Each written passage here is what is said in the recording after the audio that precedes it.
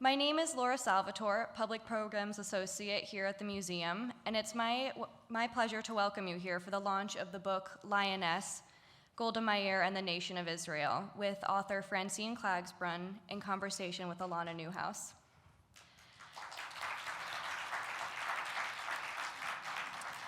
Alana Newhouse is the editor-in-chief of Tablet magazine, which she founded in 2009. She is a regular contributor to the New York Times, among many other outlets. Francine Klagsbrun is the author of more than a dozen books and a regular columnist for the Jewish Week. Her writing has also appeared in the New York Times, the Boston Globe, and Newsweek. I'm also happy to share that Lioness has been given the Book of the Year Award for 2017 by the Jewish Book Council. This was just announced about a week ago, so congratulations to Francine. We hope you'll join us for more of our program offerings, including next Monday, January 22nd at 7 p.m. for Novel Ideas, a conversation about Jewish time, language, and stories, with authors Dara Horn, Ruby Namdar, and Sandy Braworski. For more information about this and other programs, please visit our front desk or our website. Please be sure to silence and turn off your phone during this program, and without further ado, I'll turn it over to Alana and Francine. Thank you. Welcome, everyone. Well, I have to tell you, Francine, I don't know how you organized the rest of the world so that a conversation about women and power would be happening just as your book came out. But whatever you did, you should be hireable for other people's book projects. I would like to, I'm going to ask you a few questions specifically about the book and about Golda's life, but I do want to ask you about, just to give us a little bit of a window into what it is like to talk about women in power now, given that the conversation and the landscape that Golda emerged from was so different from the one that we're in, but in some ways not so different. So can you tell me, what are some of the questions that you're getting, or what are some of the major themes that are being pulled out of the book that seem relevant to the conversation that we're having nationally today? I think that, first of all, the book, let me just say how the book came about. That would be great. The book came about because my editor was told that she should do a book about Golda Meir. And Francine Klagsbrun should be the person to do the book. So I was asked to do this book. And I thought about it. You know, I knew it was going to be a lot of work. It was many, many years of work. But I thought about exactly what you're saying, that here is a woman in power at a time when there were almost no other women in power. She was the only woman who became a prime minister on her own. She didn't inherit this from a husband or a father. She did this on her own. We were going through the whole Hillary thing at the time. I mean, actually, it was beginning.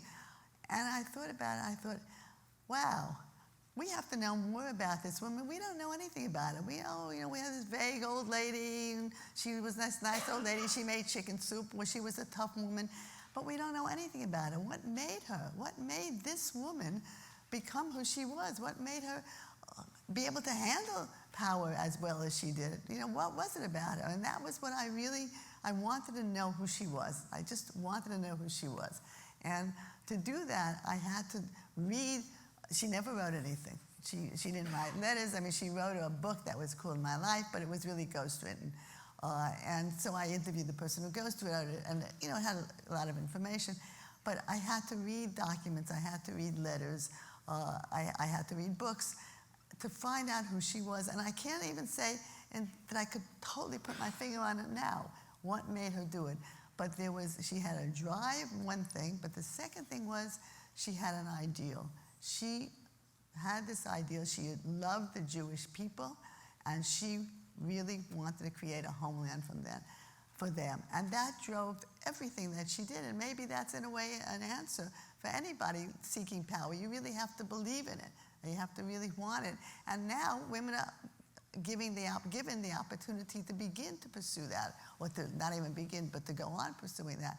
And I think maybe we're at the stage where Golda was back then, but women now, we have an ideal, we know what we want, and we have the opportunity to do it. I have to say that I was struck, and for those of you who haven't read the book yet, as somebody who does know a fair amount about Golda, I was struck by how modern the story felt, and it's in large part a testament to you and to your telling of it. And one of the things, and if we can, I'd like to just pull back a little bit and start from the beginning, or somewhat of the beginning, which is placing Golda's story. You really do root it first and foremost in her American identity. And particularly the stuff around her experience growing up in Milwaukee was fascinating. Could you tell us a little bit about, I really think that you recontextualized her in a way that, it's not that it wasn't known, but I really think that you animate that story in a way that I didn't ever experience it. Mm-hmm. So could you tell us a little bit more about how you see Golda as having emerged from this very particular American city? Right, well, she was born, we have to just get that down. She was born in Kiev. Her father came to America as men did ahead of time in that wave of Jewish immigrants coming from Eastern Europe. And then she and her mother and her sister came in 1906. Now, her father had settled, I have to give a little background to how that happened. Her father had settled in Milwaukee. Most of the wave of immigrants at that time were settling in New York, in the slums of New York, Chicago, other big cities. And he was in Milwaukee. Now, how did that happen? It happened, I'll give that briefly because it's not quite the answer to your question, but it's a background.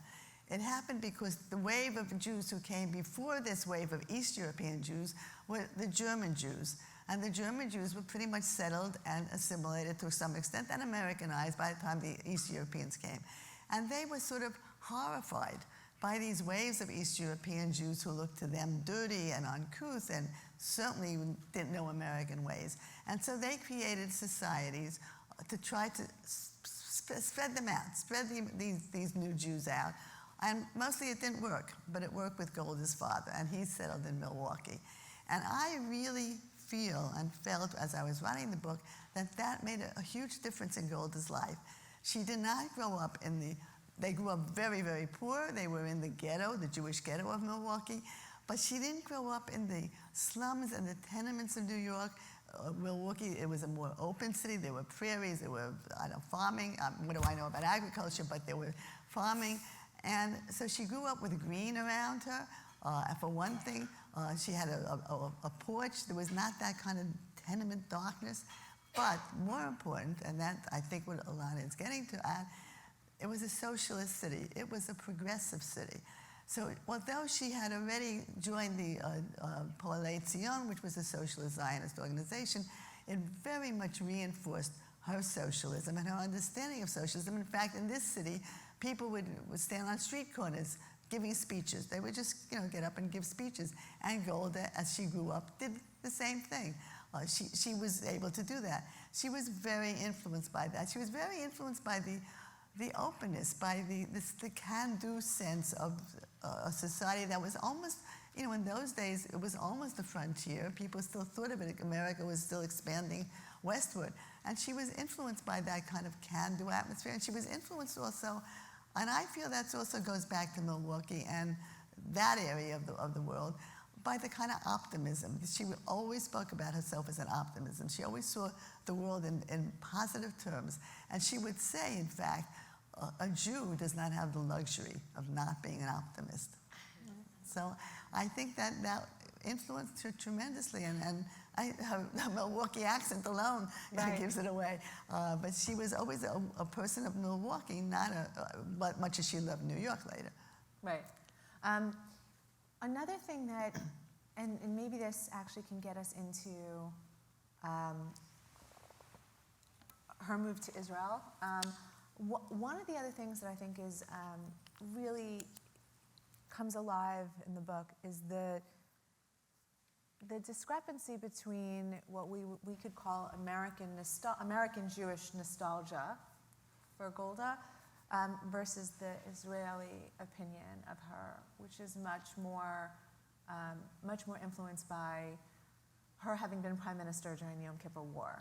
So could you tell us, as your way into talking a little bit about how you see the divergence between the two community's impressions of her.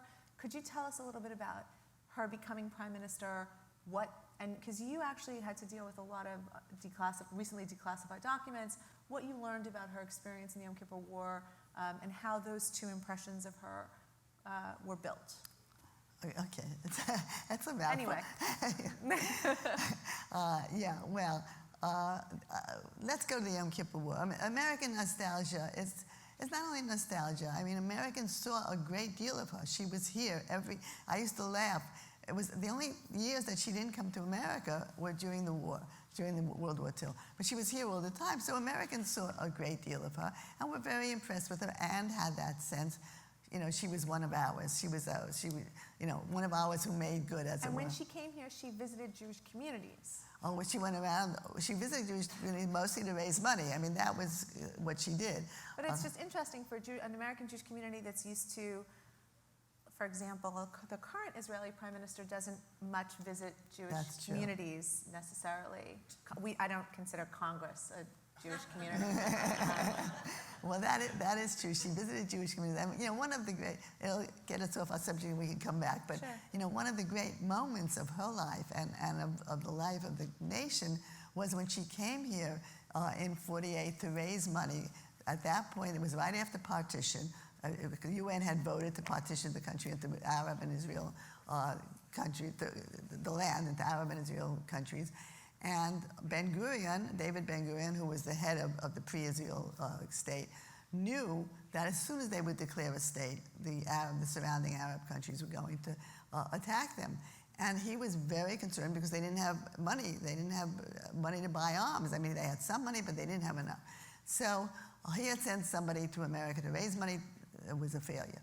And then he sent Golda to America to raise money. And she came here.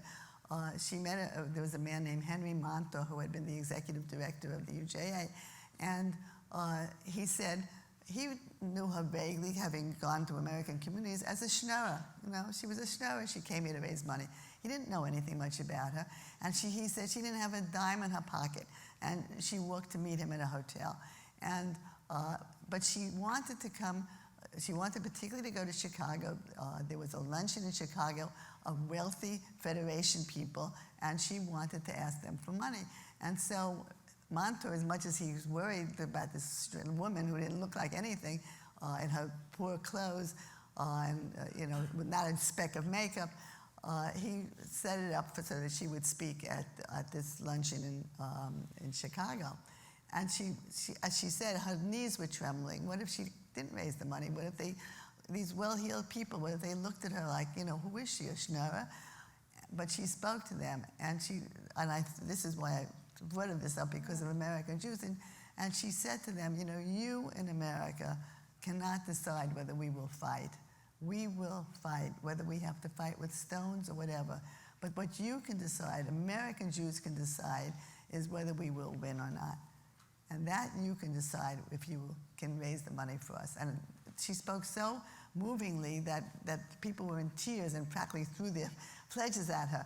And then she went around the country to all the American Jewish communities to raise money. And she came home with $50 million, which was a huge amount of money in those days. So that was one of her earlier going around to the communities things. And she continued to go around every year time that she came. She had headed the Pioneer Women for a while, and so she got to know them, and she helped them to raise money for the women back in pre-state Israel.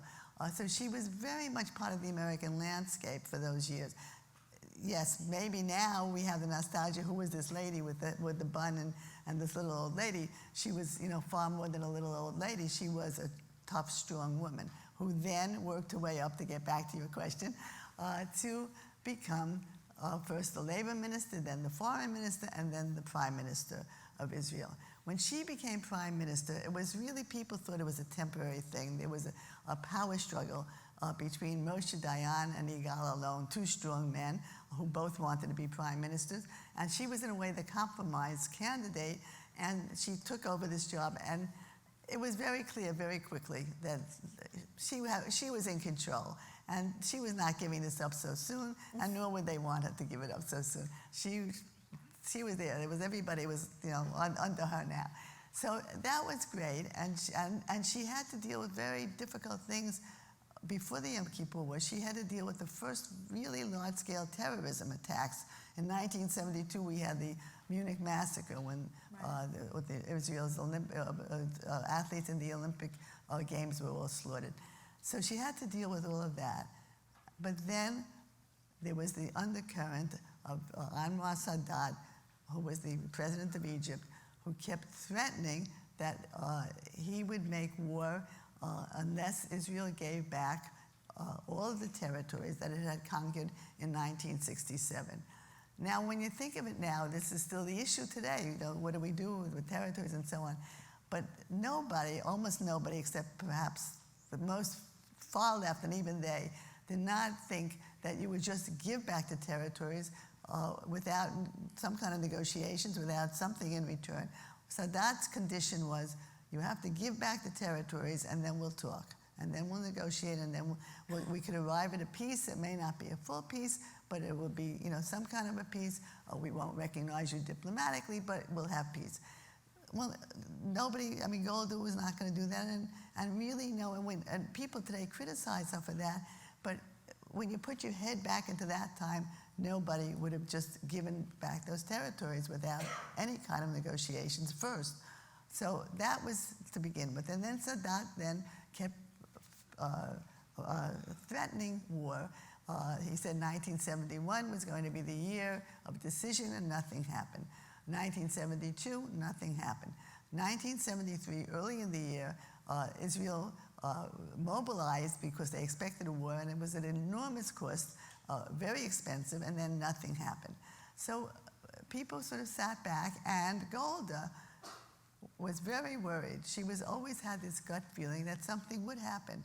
But her generals, Moshe Dayan, and particularly a man named Eli Zira, who was the head of the intelligence, the military intelligence, kept reassuring her that there's a low probability of war. Egypt needs to have certain weapons from the Soviet Union before they would go to war.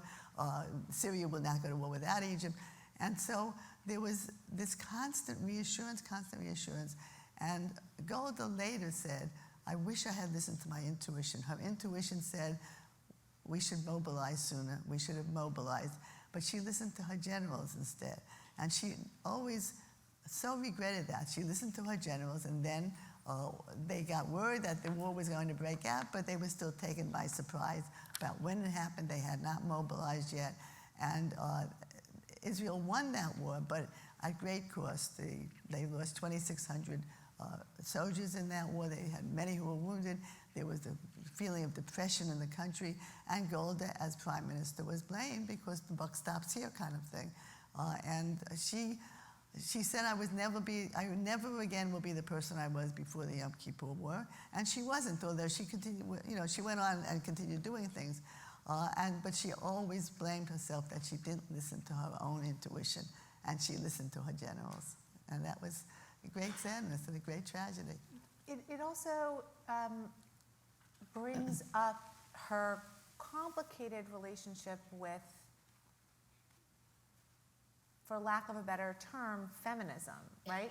She didn't really identify herself as she certainly didn't identify herself as a feminist. She didn't identify herself she didn't particularly draw a lot of attention to herself as a trailblazing female leader. She didn't want attention drawn to that. Could you talk a little bit about, do you think that in some ways, if she had been more comfortable with herself as different, then she might have listened to her own intuition more? Yeah, I think that's a very good point. I do fault her on not identifying. When I understand in her earlier years, and she was on her way up, and she was the only woman, and she wasn't going to say I'm a feminist or speak of feminist issues because she was moving up and pushing her way up. I fault her when she was prime minister because she had made it in that sense by then, and I think it would have been helpful to her, I agree with you, and I think it would have been certainly helpful to the women's movement had she identified openly with feminism. And she not only didn't identify, I mean, she said those crazy bra-burning women. Right. You know, A little more than not identified. Yeah, a little Right. more than not identified. And yet, you know, the thing that's so interesting is that she lived a very, we would say today, a very feminist life. And Right. that's, you know, the interesting thing about her. She'd had an illegal abortion early in her marriage. She didn't divorce, ever officially divorced, but was separated from her husband for many years, permanently separated. She had lovers. She was a single mother in the sense that her husband knew they were separated and the children lived with her. And she cared about women's things. You know, there's this well-known story she loved to tell. This is a story she loved to tell. When in the early years of the state, there had been a slew of sexual assaults, of rapes. The legislature, in its wisdom, decided that to protect women from these sexual assaults, there should be a curfew on women. And Golda said, it's the men who are doing the raping. Let them have the curfew, you know. So she did identify, you know, she was a complex person. She did see those things, and she also, as labor minister, she pushed through very important legislation to protect working women, to protect single mothers, to give maternity leave, things we don't even have now, paid maternity leave. So she cared very much about those things, but she did not want to be seen when she became foreign minister, and she was the only woman foreign minister in the world, and the first and the only. And when reporters would say, you know, how does it feel to be the only prime minister? She would say, the only foreign minister, she would, the only woman foreign minister, how does it feel? She would say, well, I don't know, I've never been a man. And that was her official answer. But, you know, it would have been nice if she had, yes, it would have been nice, but her mindset was she was working her way up. That was one thing. And secondly, and this was not a negative about her, she really saw the world in socialist terms, you know. Right. She felt that society had to be socialist. And in a socialist society, everybody is equal. Everybody. You don't need a special movement, is what her feeling was. You don't need a women's movement because women would be equal with men and everybody would be equal. And that was a very idealistic view that, you know, didn't exactly happen. Right. I mean, in a funny way, she was, you know, she was basically like Bernie Sanders and Hillary Clinton in one. Yeah, I would love to say something about that, yeah. Right. Yeah, I she mean, was, can I say something about that? Yes, do. Yeah. Please Yeah, do. She was Hillary Clinton and Bernie Sanders in one, is what Alana is saying. You know, she was a socialist. And one of the things people faulted her for, well, she was a little old-fashioned. Look at that. Israel's society was changing. It was becoming capitalistic, you know, and she's still touting socialism. You know, where does she belong? And particularly young people, because capitalism was very exciting. The country was expanding, growing, wonderful. Now comes Bernie Sanders saying exactly what Hillary said. The same words, right? The gap between the rich and the poor, the same thing. And it's the young people who love Bernie Sanders. So go figure that. Well, in Israel's time, Israel was just growing, and capitalism was growing. It was a wonderful, exciting thing. In our time, I think, not that I'm against capitalism, but I think young people are seeing the huge gap between rich and poor and are speaking in those terms, and Bernie Sanders in particular. Can you talk, can you just take us a little bit, I'm assuming that many, if not all, the people in the audience are American. Can you tell us a little bit about how people in Israel came to see Golda after the Yom Kippur War, maybe even up until this day, and what you certainly seem to have some thoughts about ways in which they might reconsider their impressions of her. Well, I hope my book is going to make them reconsider their impressions of her. Yes, and so what happened with the Yom Kippur War is Golda, as I say, the buck stops here, and Golda was blamed. And that blame has remained. It's always an undercurrent. Even people who like her, it's an undercurrent. But there's anger in Israel about her, and I think some of that is connected with with sexism. I think some of the people who were angry at her were young men who worked for her when they were young, and they didn't really love working for this powerful woman. But the Yom Kippur War really overshadows that. And I think as documents become available, as we learn more about her, when I was working on my book, there was the archive people they do a book of documents of every prime minister, and they were working on the Golda book at the same time that I was working on my book. First, it was kind of competitive, but then we got to know each other and got to, be friends. And I insisted, and I was backed up by authorities, that whatever documents they opened for their book, they have to show me, and they did. But these documents are now available in Hebrew, and I hope my book gets to be in Hebrew. But so I think people can begin to read that she wasn't making terrible choices. She did what she was advised to do by her generals. Had she been more confident as a woman, the only thing I'm not sure about, would a male leader, if his generals are all saying, don't worry, there's not going to be a war, it's going to be fine, we can handle, and if there's a war, look what we did in '67, we can beat them. I'm not positive. Would a male leader have listened to his intuition? I don't know. So, but perhaps, she would have, had she acknowledged her feminism more, she would have listened to her intuition. But I'm thinking that there's a feeling, I think, in the air now in Israel, as well as here, of rehabilitating Golda. And I think that will spread. I'm hoping that will spread as people like me talk a lot, and people are writing about this now. The book review of my book in the New York Times began by talking about that I'm one of the people rehabilitating Golda. So I'm hoping that maybe we can bridge that gap a little bit. I guess just furthering that a little bit, I wonder, there is an interesting way in which Golda is the meeting point, certainly for a certain subset of young American Jews and Israelis, meaning there are younger American Jews. We talk a lot, and there are a lot of problems, I think, with the way that we talk about the American Jewish community and its relationship to Israel. But there's certainly a narrative put forth by some people that young American Jews feel increasingly have complicated feelings about Israel, which may go along with their feelings about America, about capitalism, about modernity, about the modern world in general.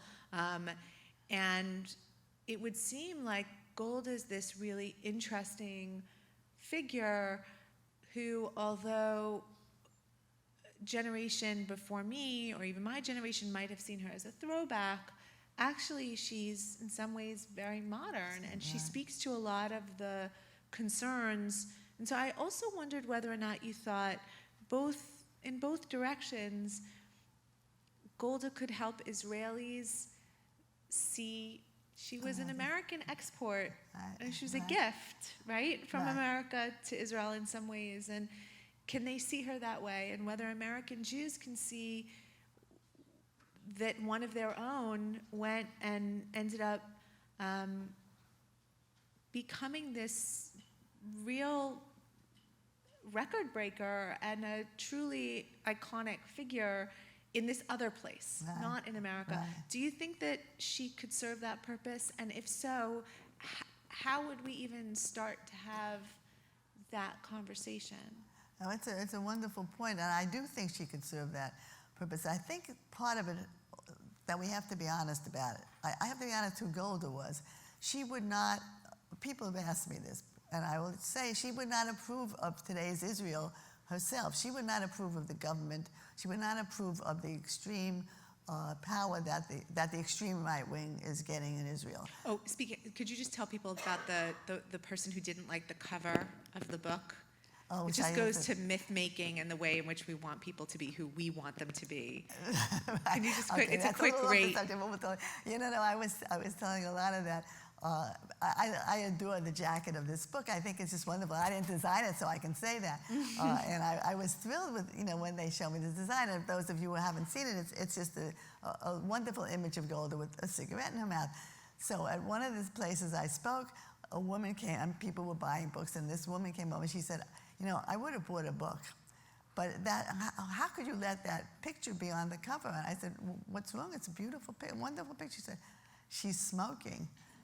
And that's giving the wrong message. I certainly wouldn't buy this for my daughter.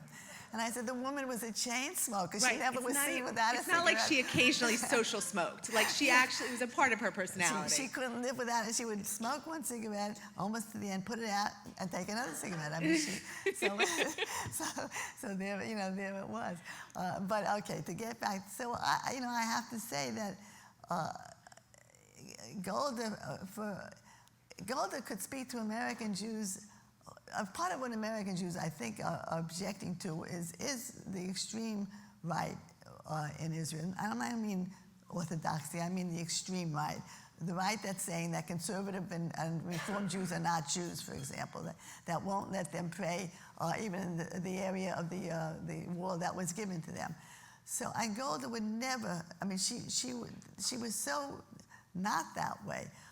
She hated those kind of extremes in any way. She hated extremes, but she particularly hated extremes in religion. So I think that if there were a Golda today, and even for Israel, young Israelis, they're not crazy about this kind of extremism. And I think she could be a bridge in that sense, that she would speak to them about moderation, about common sense. She was a great pragmatist. And so she could speak to them about pragmatism. She could speak to them about American values that she grew up with. These values that I spoke about of work hard and you can accomplish what you want to accomplish, which I think is an Israeli ideal as well. One of the other things, young people in particular, I think are very taken by ideals. Young people look for ideals. They look for something to believe in and to accomplish with. And here is this woman who truly devoted her life to an ideal. She was the only founder of the state, let's face it. She came from America. They came from Eastern Europe where Jews were persecuted. She's the only one who came from a country where Jews were not persecuted, where all of our parents and grandparents and great-grandparents came in order to have opportunities, in order to get ahead. She gave that up and went to work very hard for an ideal. I think that would be so inspiring to young people today. And if Israel, if they would learn, if they would open their minds, and let themselves learn about this and put the Yom Kippur war aside. That didn't define this entire woman. That isn't who she was. That was part of what happened to her, but there was a whole life around that. And it would be nice. I'm going to, at some point, let everybody else have the privilege of asking you questions, Okay. but I do want to just ask one last question. Sure. You knew a lot about this woman even before you started working on the book. It's not like you were given a subject that you had known nothing about. Could you give us a window into one surprising aspect or anecdote that really changed a whole way that you thought about somebody that you thought you knew? Well, I have to be honest. I didn't know all that much, about her. I knew her as I used to see her on television. I had that image of her as this, this old lady. This lady, nice and this Jewish mother type. Let's put it that way. I had this image of her as this Jewish mother type because she also played up that image, particularly for American audiences. She would talk about her chicken soup recipe, and thousands of people would write in for her chicken soup recipe. In fact, I put it in my book, and it's nothing much. Right, I know, it's not very good. It's really right. nothing. It's like it's chicken with some Let's vegetables. put it this way: she was a better fundraiser than she was a cook. Yeah, So I had that image, as I think many people have of her. So when I then got to know her, as it were, what I was surprised about was, one, is how really smart she was. She was not highly educated. She had a high school education. That's as far as she went. She had 1 year of normal school and dropped out. She was so smart. She made wonderful political decisions, but she also, let's say the Yom Kippur War, she made military decisions. She made a decision that changed the whole nature of the war toward the end, which led Israel to win. There was a question, should they send their troops to the south to fight against Egypt to help them, or should they keep going where they were winning in the north with Syria and keep going almost to Damascus? And she decided, yes, let's keep going, because if we send them to the south, we're still not going to have won very much, and there may be a ceasefire called, and what do we have to show for it? If we send them to the north and we go to Damascus, toward Damascus, and there's a ceasefire, we have a lot to show for what we've done. This was a military decision that really influenced the war tremendously. And this woman, with no education, no military education, made that decision. She wasn't just some sweet, nice Jewish mother with a chicken soup. She was a very, very smart and a very shrewd politician, and she could be nasty. Now, I didn't know that she could be that nasty. She could be nasty. She could be sarcastic, and if someone didn't agree with her, she would let them have it. She could hold grudges. I mean, she had a lot of bad side to her, but that made her a fuller person. Then she was much more of a real person. One of the people I interviewed was a man named, you may be familiar with the name, Yossi Sarid, who had been very important in the government. And he had worked for her as a young man, and he said, when I had to go see her, and I had to, particularly if I disagreed with her, and he didn't like her very much, he said, I would stand in front of the mirror, I would fix my jacket, I'd look in the mirror and I'd say, you can do it, Yossi, you can do it. And then I'd go in to see her terrified. So that was the whole side of this woman I didn't know. And I was very interested in finding out about it.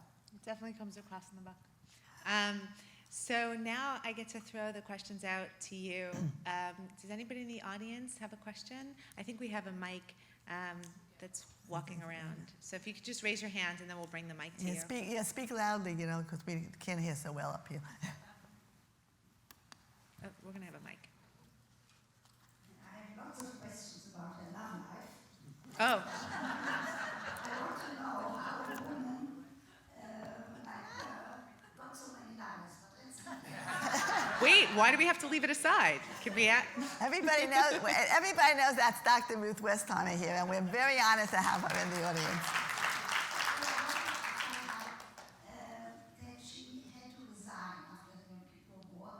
Was that the pressure of one person in the government, or were there a whole group of people to say you have to take the fall for that horrible happening? Was it the pressure of one person to make her resign? Yeah, the pressure to resign, did it come from one specific person or from a whole? No. And what happened was the pressure began on Moshe Dayan. Right when the war ended, a former reservist appeared outside Golda's office with a sign that said, Dayan resign, one person. The next day, there were 2 more people. And by the end of the month, there were like 1,000 people outside Golda's office, but all directed at Dayan. Dayan resigned. But it was very clear that what was directed at Dayan was moving toward Golda. And the pressure built and built, and she realized that she would have to resign because there was so much anger in the country against the government and against the generals, but it spilled over to Golda. So there was not one person, it was really all of them. Another side that happened, though, she was elected again after the war.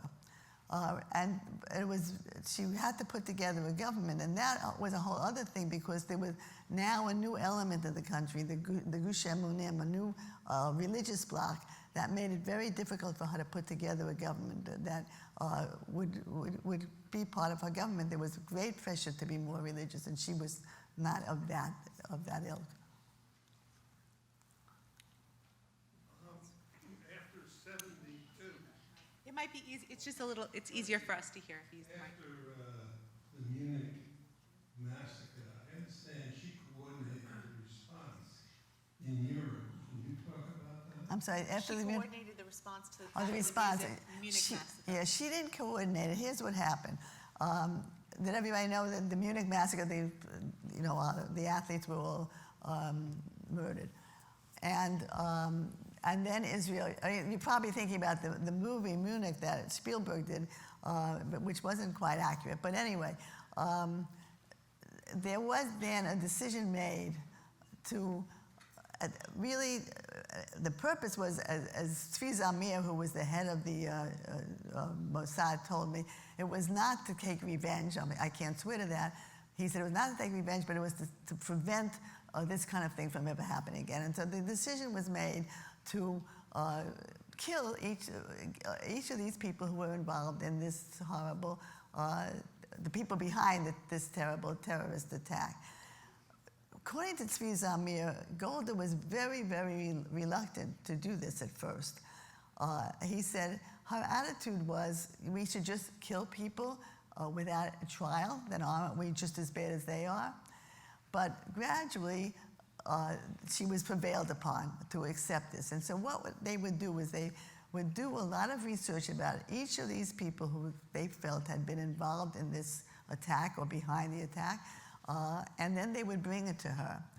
And she would either not say anything or she would nod her head. She never sort of said, yes, go out and kill. Or she would say, let's wait, let's do some more research. So she was, in a sense, a reluctant participant in this, but she did participate in it. Also, I think that I could be mistaken, but there's a new book coming out by Ronen Bergman, who's an Israeli journalist. It's about the history of targeted killings and the Israeli government's use of them. And I'm pretty sure that there's a chapter on sort of how they came to do that after Munich. It's coming out the end of the month, so I'm sure it'll be all over. Yeah. Could you speak about, Where are we?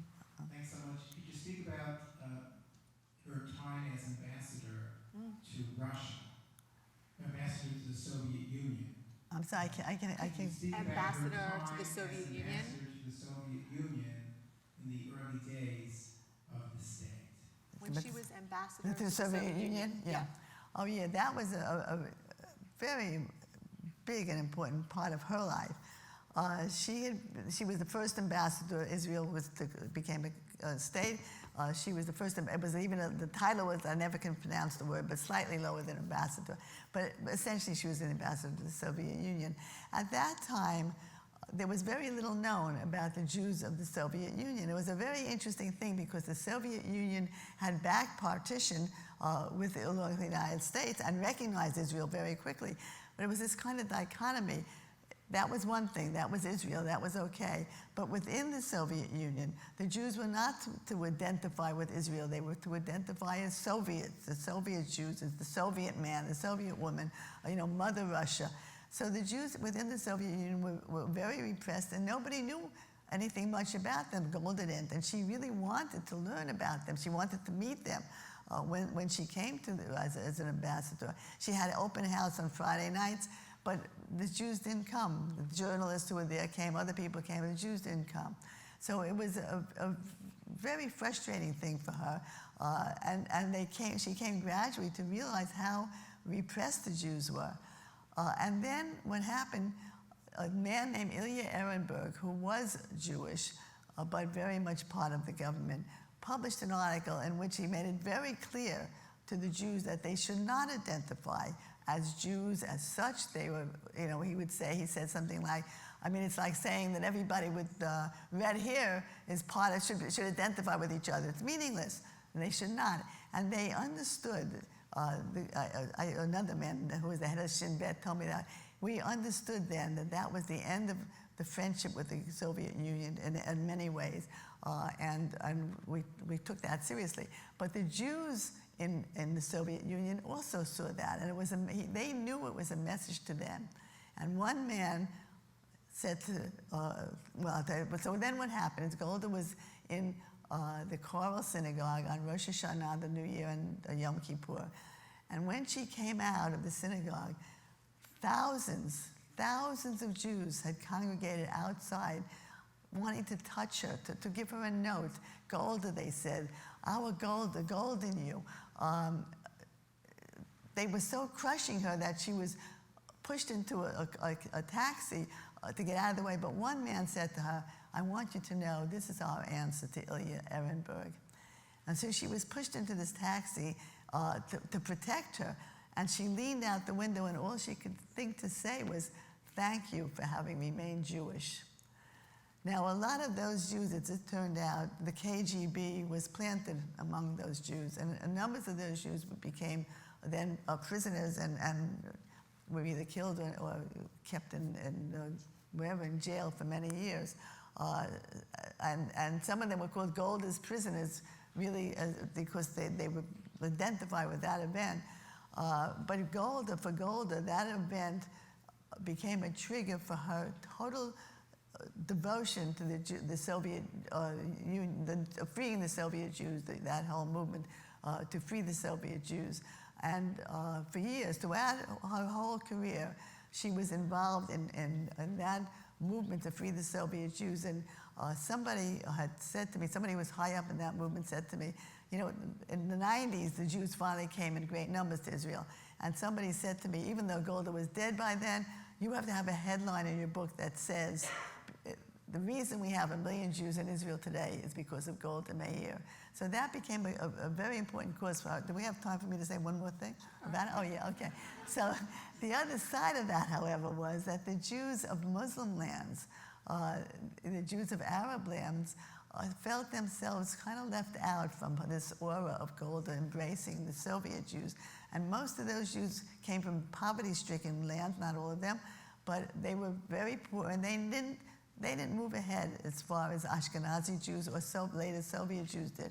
And they were crueler to Golda. Many of them blamed Golda for that. In fact, that helped Menachem Begin come to power later because he did identify with them. We have time for one more question, and then afterwards, Francine will be signing copies of Lioness in the lobby, and we're selling copies of the book in the Hickman Museum shop. Do we have another question? Last lucky question. Do we have it over here?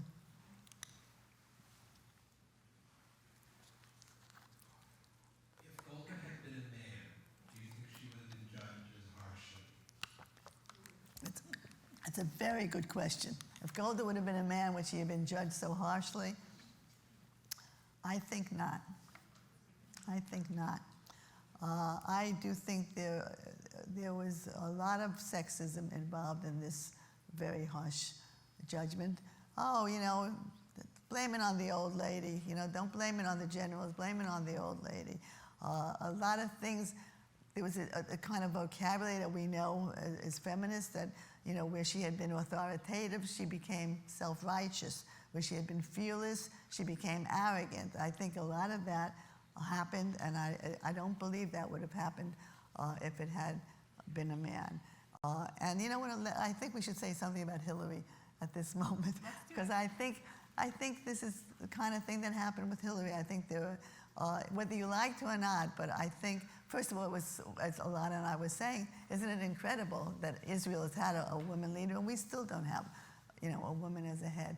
But I think the same thing happened with Hillary. I think there were people who were judging her in ways that they didn't necessarily judge men. You know, when I write a column for the Jewish Week, and when Hillary lost the election, I wrote a column, was a Dear Hillary from Golda, sympathizing with her and identifying. So yes, my answer is no, it would have been different, I believe, for a man.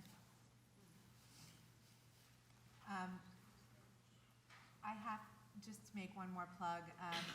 There's just to speak to your question. This book felt so incredibly modern to me, and it felt like it answered a lot of questions I had, not just about Golda, not just about Israel, not just about Jews, but questions about power, women, about a conversation that we're having now. I encourage all of you. You're very, very lucky to have Francine here. Thank you. Signed up. Thank you. Golda. Thank you. I applaud it. I am so lucky to have Ilana. Ilana and I were once on a panel, we say it was so long ago.